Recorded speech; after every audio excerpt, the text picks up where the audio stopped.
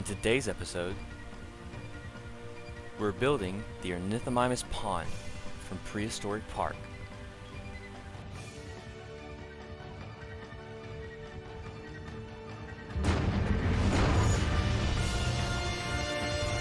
Welcome to the ultimate wildlife sanctuary. Welcome to Prehistoric Park.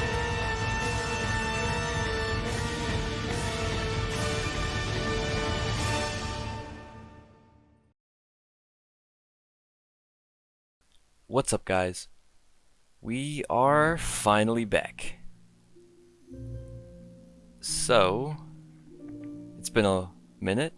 Finally getting back in the groove of things. I say that like every episode, but we're actually back, and hopefully we get some progress done on the park now. So, Ornithomimus Pond.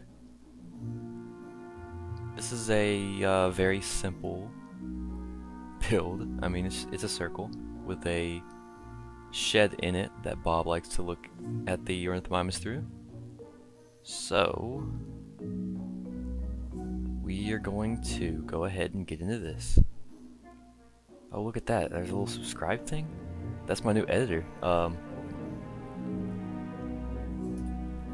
So that's really funny because I'll put him in the description and everything. His name's Da Frog on Discord, and pretty much what happened was he just DM'd me and was like, "Hey, your series is pretty cool," and not to toot my own horn, of course. I mean, no, I'll go all out. I'll say, yeah. He said like, "I'm so amazing. I'm like a great content creator, and I make the best builds in PK hands down."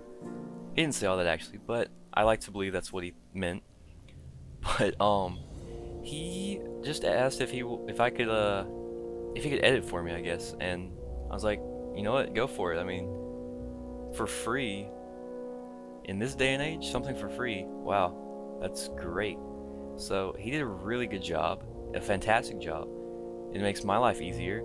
And then I didn't upload for 3 months. So I have had this video for a while. There's been like 2 updates so far since then, and I just haven't done anything. I've just been unmotivated, but now that I have this other series that I can actually just, go ham on, I can pretty much, I guess I can get more in the groove of things. That's the one thing, is like, the only problem I've had is just getting inspiration, because I'm just recreating stuff. I can't really be creative if I'm just sitting here, looking at a picture and copying it, and looking at a picture and copying it, which I enjoy, and I'm gonna finish doing this obviously, but it does drain you a good bit, and it's just good to have something where I can just be creative and let those juices flow, So hopefully I can get both series. I think having the two run a lot alongside each other is gonna really help with that, and it will be pretty good for me.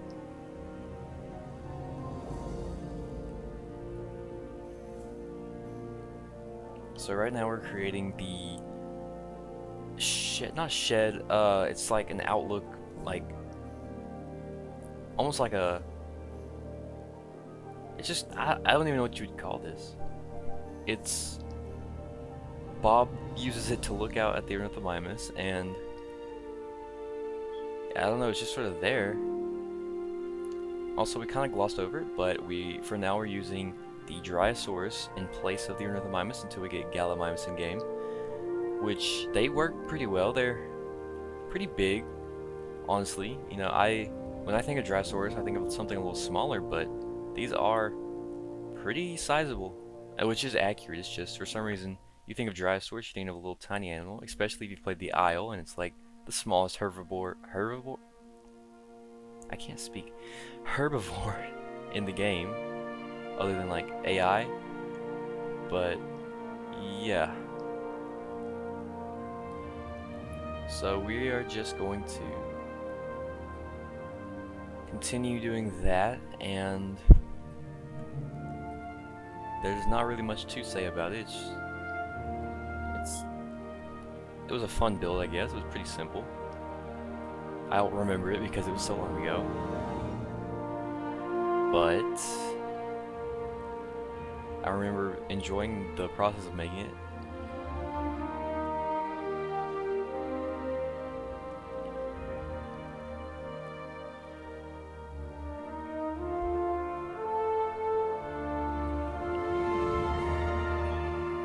was actually looking back at some of the old videos, and I realized that for some reason I just like completely spaced, and I didn't include the rest of the Jeep build in the time portal episode. I was like, or whichever episode comes after the mammoth, and I was just like, how did I forget that? I literally put cinematic shots at the end of like the finished product, and I just completely forgot to put any of that footage in.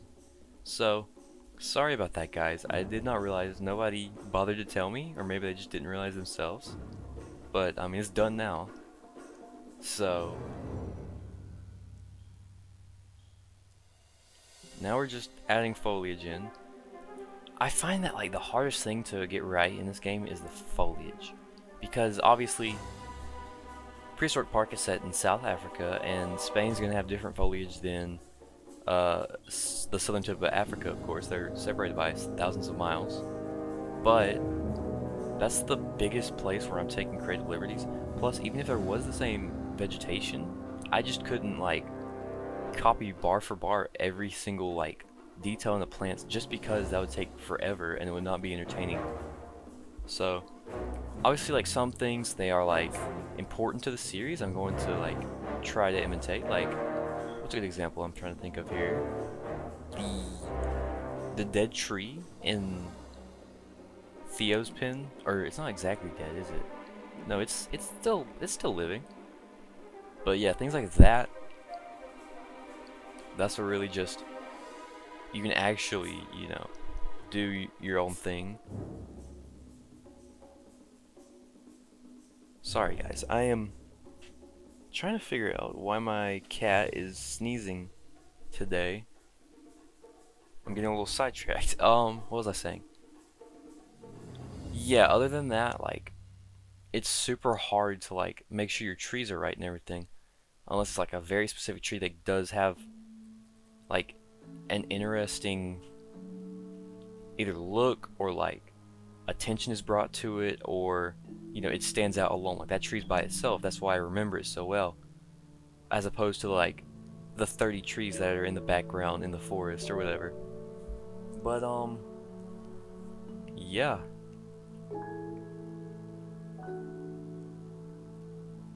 So this is actually after the food update, which was a very good update.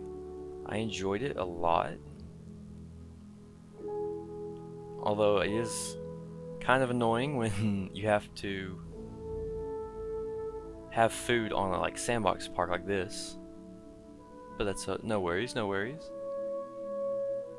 So now we're getting into terraforming around the enclosure.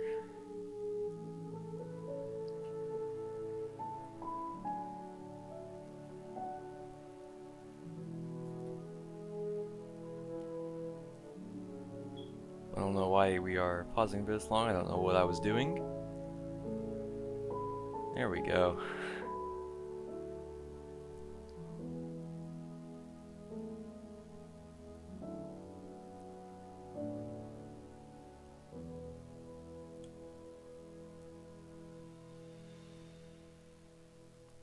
I have no idea what we were doing. So,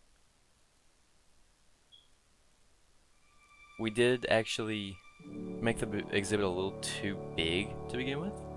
So we were scaling that down and trying to make everything look right.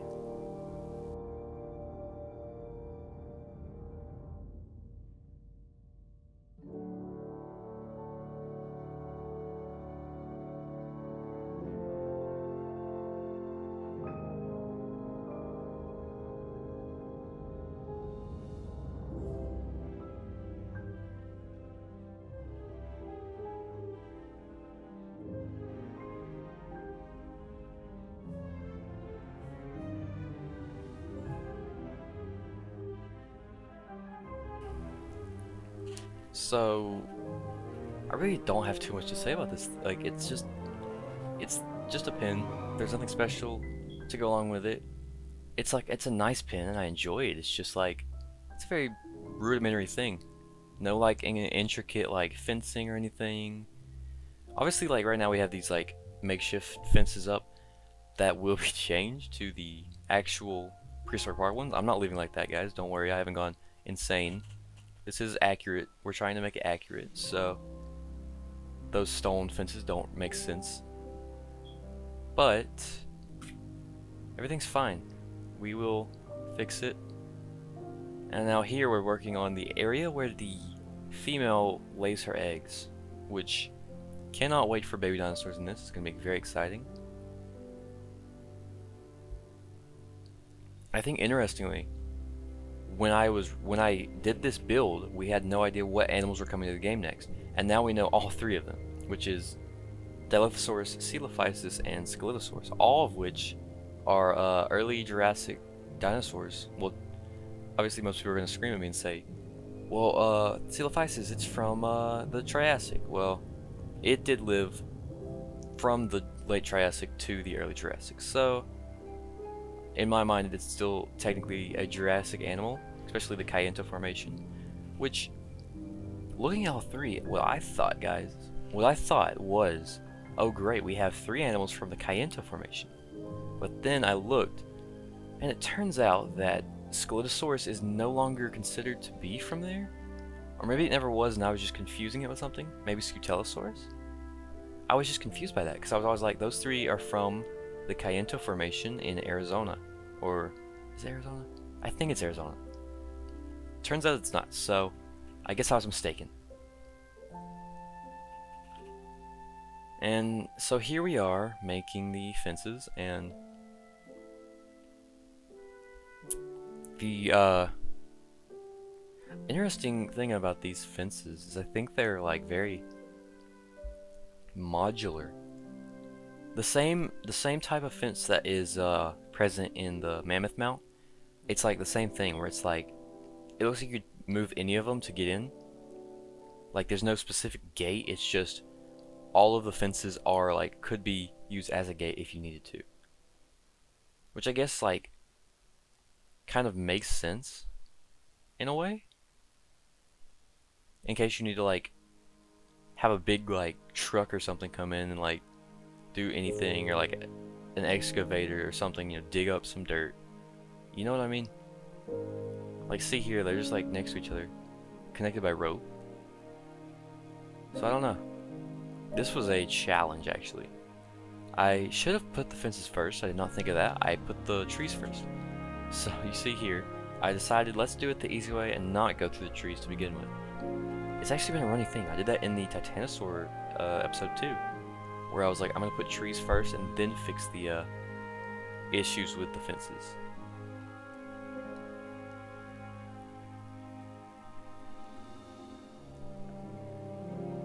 It is starting to shape together.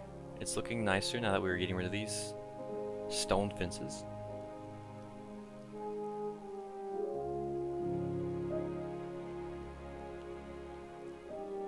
So if any of you watched my last video on the Parques and Tigos, it's a collaborative series. If you haven't seen it, for those of you who haven't seen it, you probably I mean, I would recommend go watch it. It's gonna be a very fun build, I think. It might not be the most popular build on my channel, but I think it's gonna turn out nice. And it's nice because I don't have to be the only one building it. Arrow's going to take it every week like a divorced child. So all I have to do is have it every other week and build on it. And I think it'll be fun because we can bounce ideas off each other. You guys should let me know what you think of the new formula for those videos. It's going to be very different. I'm not doing speed builds just because I feel like this speed build series and that would be a little much for me. I'm not a professional YouTuber after all. I'm just sort of doing this for fun. So all that kind of like three speed builds are like stuff that crazy like YouTubers do, where they have like 6 series of speed builds. It's like, I don't know if I could do that. Okay, so here we are going in. We're deleting all of the stone fencing. And did we leave a gap? Yes, we did. This is the kind of thing where we're just gonna have to not talk about it, guys. Please do not snitch that I am a lazy man, because it's not worth it to like fix that in a way where it just all lines up perfectly. So please, guys, don't tell anyone that I'm lazy. Alright, so we are taking the Mammoth Mount sign and we're going to turn it into the Ornithomimus one. Fun stuff. I had to find out exactly where it sits and stuff, and it shouldn't be too difficult. I don't think this takes too long. I think we're almost at the end now. So I think I will catch you guys at the end of the video.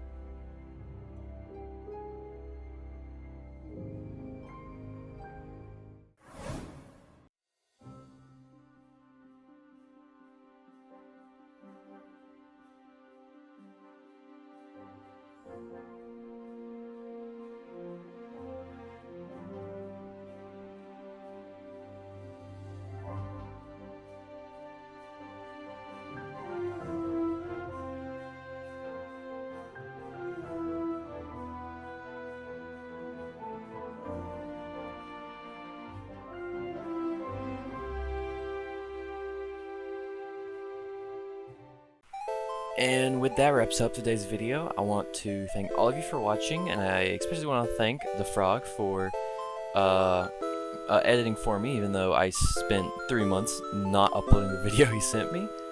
Please like, subscribe, and comment, because it would make my mother happy. I don't know. That's the reasoning. So, thank you all very much for watching, and I will see you in the next one. Goodbye.